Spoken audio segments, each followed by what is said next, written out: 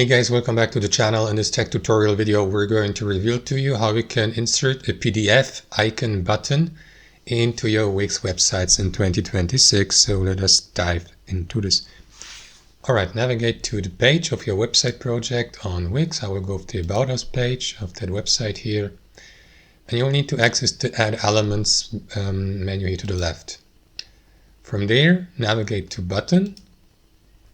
And here, what you want to do is scroll down till you get to the document buttons. Let me find them below image buttons. There you go. So you can select, for example, one of these. Click into it, position it on your section of the web page.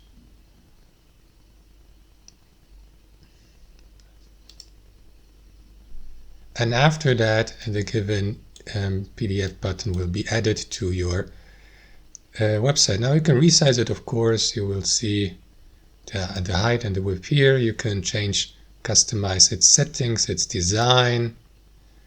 For example, you may go with, and so on and so forth, guys. So that's how it works. Thanks for watching. Hope you enjoyed it, got some value from it, and we'll catch you later.